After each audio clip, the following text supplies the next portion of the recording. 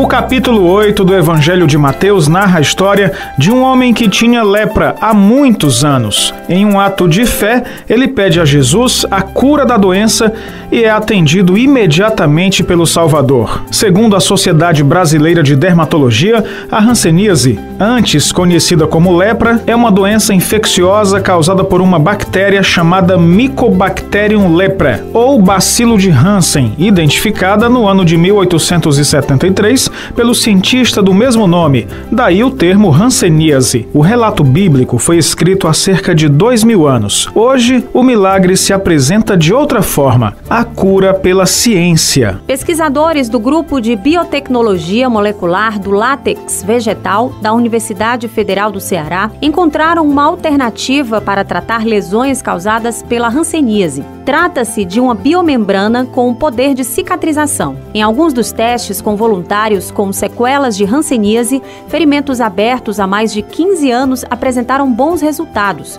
O biólogo Márcio Ramos explica. Essas pessoas, em geral, elas ficam com uma autoestima muito baixa, porque a ferida dói, a ferida é grande, ela chama atenção, ela incapacita a pessoa a uma vida social ou ao trabalho de forma adequada, e tudo isso deixa uma tristeza, um quadro depressivo no paciente. Essa nossa membrana tem contribuído de forma muito positiva para induzir a cicatrização das feridas nesses pacientes. A suspeição da hanseníase é feita pela equipe de saúde e pelo próprio paciente. O diagnóstico envolve a avaliação clínica dermatoneurológica do paciente por meio de testes de sensibilidade, palpação de nervos, avaliação da força motora. Hoje, em todo o mundo, o tratamento é oferecido gratuitamente para a hanseníase. Aqui no Brasil, o SUS oferece o tratamento também de forma gratuita, conforme o último dado divulgado pela Sociedade Brasileira de Dermatologia. Em 2016, o Ministério da Saúde registrou no Brasil mais de 28 mil casos novos da doença. O tratamento, apesar de ser acessível, pode ser demorado e durar até 1 ano. Por isso, a biomembrana, tratamento desenvolvido na UFC, é uma esperança de alívio mais rápido para quem sofre com os efeitos da doença. Nós podemos relatar que as pessoas que tiveram sucesso no uso da biomembrana no tratamento foram pessoas que se sentiram realizadas, que sentiram o resgate da dignidade como pessoa, depois de tanto tempo com a ferida aberta, seguindo protocolos de tratamento sem sucesso de cicatrização. Essas pessoas, claro, elas têm uma autoestima recuperada, elas se sentem muito felizes. Multiplicação dos peixes, outro milagre relatado na Escritura Sagrada. O milagre moderno que a ciência pode fazer com peixes, além de descobrir as múltiplas utilizações, como no caso da pele de tilápia, é salvar a fauna marinha dos prejuízos causados pela contaminação do derramamento de óleo no litoral nordestino. Como se surgissem do nada, as manchas de óleo ocuparam o litoral do Nordeste em setembro de 2019. Foi um susto. De repente, aquela vista paradisíaca se tornava sinônimo de temor. Curtir uma praia passou a ser um problema. No estudo, os pesquisadores descobriram que bactérias do mangue cearense podem ajudar a desintegrar o óleo bruto, acelerando a recuperação dos ambientes afetados pelo material. Aquele óleo é prejudicial para a vida marinha e para o ser humano também. Em contato com a pele, o produto tem potencial cancerígeno. Mesmo assim, tomando os devidos cuidados, a Superintendência de Meio Ambiente coordenou a retirada de parte do material, como lembra o superintendente Carlos Alberto Mendes. Tem risco de dermatite, inclusive, outras doenças, inalar isso pode causar problemas respiratórios, então comunique a SEMASSE, nós vamos deixar uma equipe de plantão para que a gente possa, em aparecendo novas manchas, realizar essa coleta nas outras praias que porventura possam surgir. Apesar da remoção mecânica das manchas das praias, recifes e manguezais atingidos, os resíduos desse óleo continuam contaminando o ambiente em uma escala invisível. Algo considerado ainda mais preocupante. Nessa escala microscópica, os micro-organismos são afetados mais intimamente pelo óleo e seus resíduos. As amostras de bactérias encontradas no mangue cearense são analisadas como potencial forma de degradar os resíduos de petróleo cru cru no ambiente marinho, acelerando o processo de decomposição do material. Isso ajuda a limpar a água tão afetada pelas manchas de óleo. Falar em ciência e pesquisa parece ser algo muito distante, quase inatingível. Pode ser que em alguns casos realmente haja uma certa distância, mas existem exemplos em que a ciência está bem perto, como na mesa de refeições. Já pensou em saborear um belo sanduíche com acerola? Pois é, o Netchup, um molho do tipo ketchup feito à base de acerola que surgiu de uma pesquisa realizada no Departamento de Engenharia de Alimentos do Centro de Ciências Agrárias da Universidade Federal do Ceará. Lucicleia Barros é coordenadora da pesquisa. Ela lembra, o produto é totalmente natural, não tem corantes, acidulantes ou qualquer substância artificial, é só fruta. O produto ele nasceu muito funcional, né? Ele é fonte de fibras, ele é fonte de compostos antioxidantes, como a gente já falou. E o interessante é que ele não tem nada de conservante artificial. O que o conserva são as propriedades dos próprios ingredientes que são utilizados, né? E que ele não tem nada de corante, né?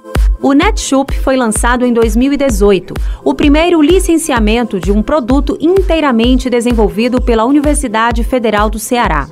Hoje, o produto é facilmente encontrado nas prateleiras de supermercados. O produto ele nasceu dentro da disciplina que nós ministramos aqui no curso de Engenharia de Alimentos e que a gente sempre incentiva os alunos a desenvolverem ideias e aos poucos essa ideia se transformou em pesquisa. E aos poucos, depois essa ideia se transformou em produto, né? O produto à base de acerola está sendo comercializado por uma empresa de Jaguaribe, no interior cearense. A empresária Ana Patrícia Diógenes é responsável pela comercialização. O Netchup, ele tem esse triângulo comercial. Uma parte retorna para a UFC, uma parte para a empresa e uma outra parte a gente selecionou 4 instituições aqui de Fortaleza. Para toda e qualquer venda que for feita, a gente destina uma parte para isso aí.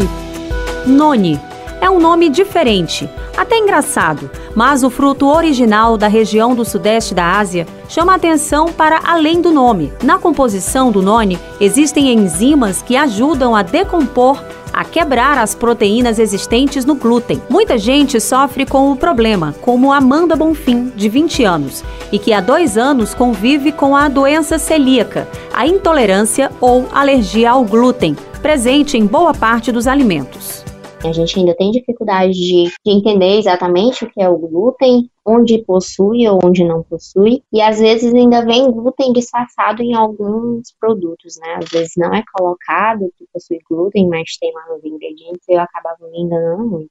Eu, de início, achava que estava ligada à intolerância à lactose, né? Porque eu comia muito produto com lactose no meu dia a dia. O principal sintoma é realmente a diarreia, né? Então, depois de um tempo, eu fui ficando pior. Na verdade, eu senti os sintomas, né, durante 2 meses.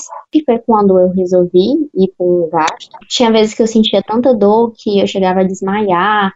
Eu ficava tonta, suando muito, com ânsia de vômito.